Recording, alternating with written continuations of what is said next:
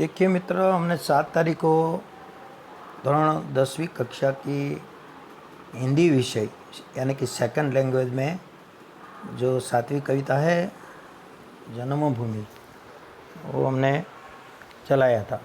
ये कविता पूरी कर दी थी, लेकिन उसका जो प्रश्नोत्तरी है उसके बारे में देखिए।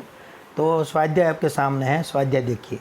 स्वाध्याय में प्रश्नोत्तरी करेंगे तो उसमें विकल्प बताया है। विकल्प पहला विकल्प है, प्रश्न पहला, उसका पहला विकल्प, जननी जन्मभूमि खाली जगह से महान है, तो उसका अर्थ है स्वर्ग से महान है। देखिए पहला, जननी जन्मभूमि स्वर्ग से महान है।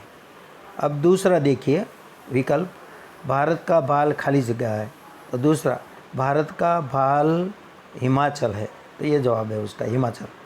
तीसरा विकल्प देखिए, तीसरी खाली जगह देखिए, गीता का गान करने वाले खाली जगह थे, तो उसका जवाब है गीता का, तीसरा, गीता का गान करने वाले कृष्ण थे। अब देखिए प्रश्न दूसरा, एक एक वाक्य में उत्तर दीजिए। तो ये प्रश्न दूसरा का पहला है, लिखा है जन जन के हृदय में कौन सी नदियाँ बसी है, ऐसा लिखा है। तो आपको कविता के आधार पर, 7वीं कविता, उसके आधार पर लिखना है कि जन जन के हृदय में गंगा और यमुना जैसी नदियाँ बसी है।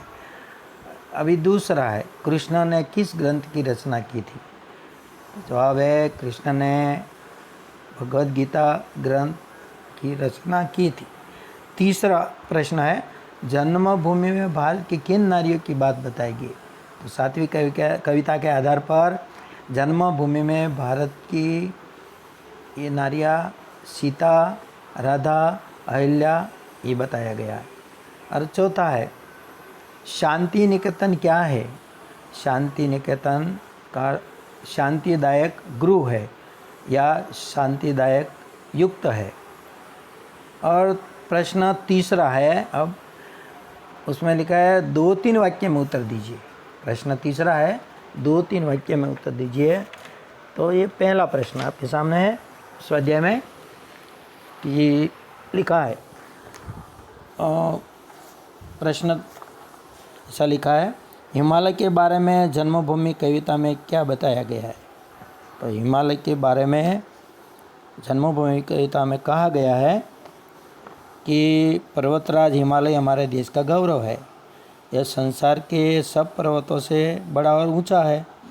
कविता में इसे भारत का गौरवशाली भाल कहा गया है। जिस तरह हमारे मस्तक का भाल प्रमुख है, उसी तरह हिमालय हमारे देश का पर्वत ये भाल के समान है। ये है उसका उत्तर। दूसरा, कवि ने धरती के गुणगान कैसे गाए हैं। कवि ने धरती के गुणगान, तो कविता के आधार पर देखिए, कवि ने भारत की धरती को सुनहरी कहा गया है। कवि ने कहा है कि हमारी धरती सदा प्रफुल्लित और पुलकित रहती है। इस धरती को राम, लक्ष्मण और सीता अपने पैरों की धूल से पवित्र बना गए हैं। तो इसी तरह कवि ने अपनी भूमि की ये विशेषता बताई गई है।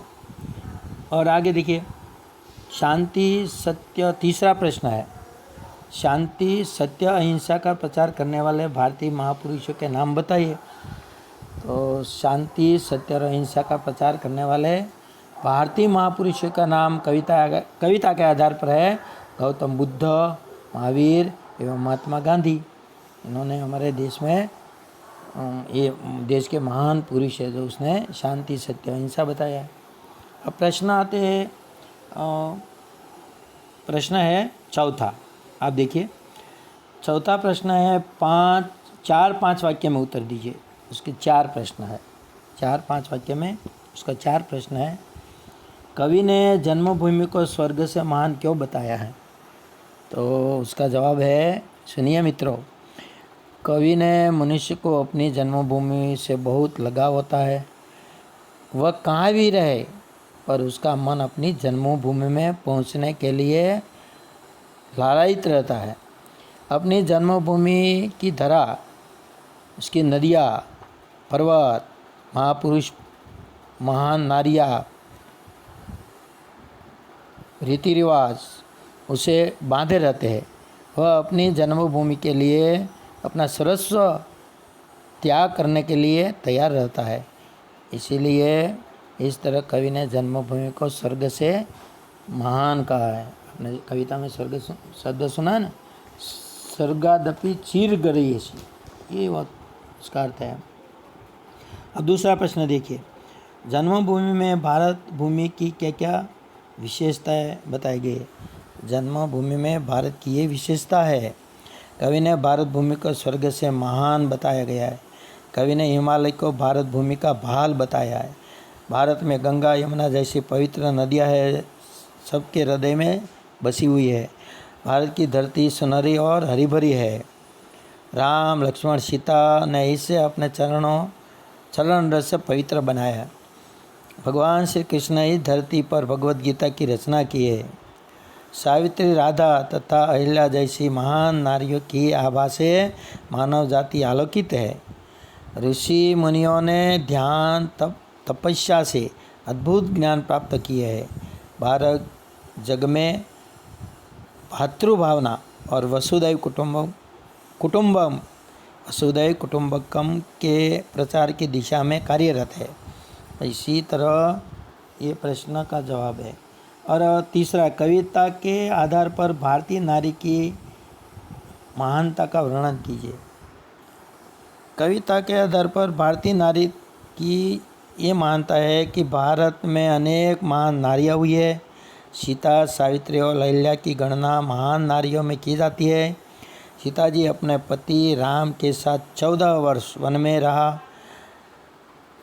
इस दौरान उन्हें तरह तरह के कष्ट सहने पड़े, पर वे अपने पतिव्रत धर्म पर सदा अडिग रहती और उनका जीवन भारतीय नारी के लिए आदर्श बन गया।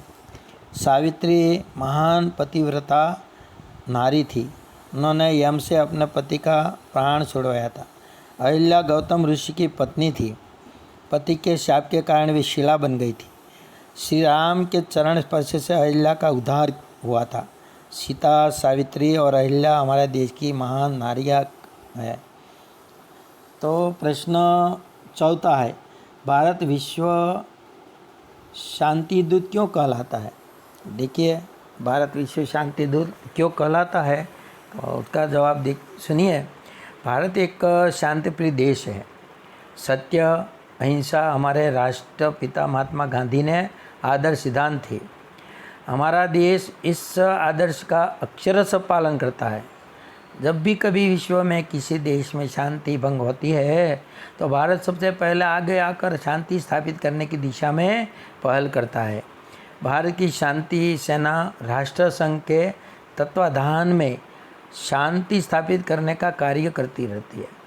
शांति स्थापित करने में सदा अग्रणी रहने के कारण भारत को विश्व शांति दूत कहा जाता है। तो मित्र, ये प्रश्न चौथा, उसके 4 प्रश्न। अब प्रश्न 5वां है, पंक्तियों का भावार्थ स्पष्ट कीजिए। 3 पंक्तियाँ कविता की है।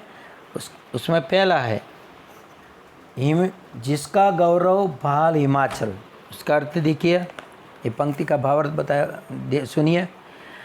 जिसका गौरव भाल हिमाचल, ये है मनुष्य के शरीर में उसका भाल यानी कपाल सबसे महत्वपूर्ण अंग माना जाता है। हिमालय दुनिया में सबसे बड़ा और सबसे ऊंचा पहाड़ है। इसे भारत का सिर कहा जाता है। इस तरह हिमालय भारत का गौरव है। अब दूसरा देखिए, जड़ता बनी चेतना सरसी। जड़ता बनी चेतना सरसी, ये दूसरा है, दूसरी पंक्ति है। उसका भावार्थ यह है, कविता के आधार पर गौतम ऋषि की पत्नी तपस्विनी अहिल्या पति के शाप के कारण शिला के रूप में परिवर्तित हो गई थी। एक जीती जागती नारी चेतना से जड़ बन गई। वर्षों बाद राम के चरण स्पर्श से वह पुनः चेतनावस्था में आई थी।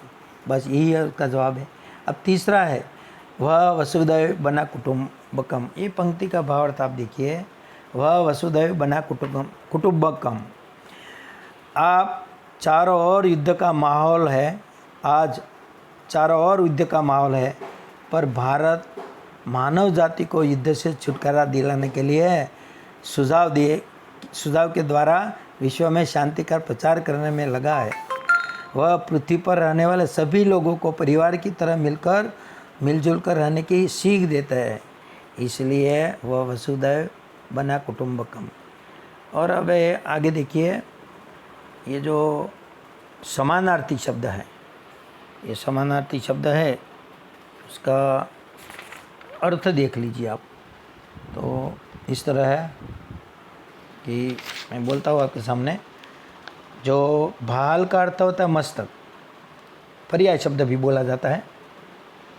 नारी का अर्थ होता है स्त्री, जग यानी कि ये संसार, ये या ना उसका पर्याय शब्द है। शिला का अर्थ है पत्थर, गौरव का अर्थ है बड़प्पन, हिम का अर्थ होता है बर्फ, नभ का अर्थ होता है गगन, ज्योति का अर्थ होता है, उसका समानार्थी शब्द है प्रकाश, विचरण का समानार्थी शब्द है घूमना, धूलि का समानार्थी है धूल। तो ये पर्यायवाची बोलो या समानार्थी बोलो, कई सारे शब्द लिए हैं। तो ये होता है। यहाँ कविता जो 7वीं है उसके प्रश्नोत्तरी की चर्चा ख़त्म करते हैं। धन्यवाद। अस्तु।